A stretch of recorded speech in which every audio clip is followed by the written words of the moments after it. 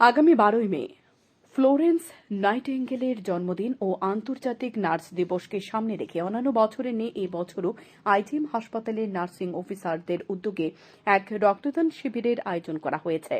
1820 খ্রিস্টাব্দে 12ই মে Florence nightingale জন্মগ্রহণ করেছিলেন।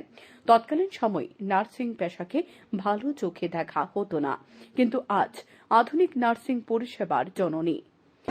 এই যে nurses day, international nurses day যেটা হচ্ছে 12 সেপ্টেম্বর, সেটাকে ডে উদযাপন না করে ওনারা বলছেন যে একটা উইক করবেন। তো সেই জন্য আজকের দিনটাকে ওরা বেছে নিয়েছেন, যেহেতু আজকে একটা গুরুত্বপূর্ণ দিন।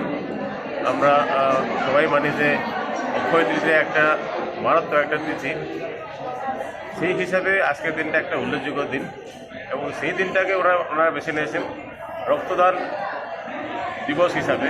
আজকের দিনটাকে রক্তদান করার জন্য একটা আয়োজন করেছেন এবং সেই আয়োজনে যে এত সারা জাগানো একটা আবেগ, সেটা দেখে আমি সত্যি অভিভূত। আজও তাঁকে আপামর জনগণ শ্রদ্ধা করেন। Bureau report, news daily Bharat.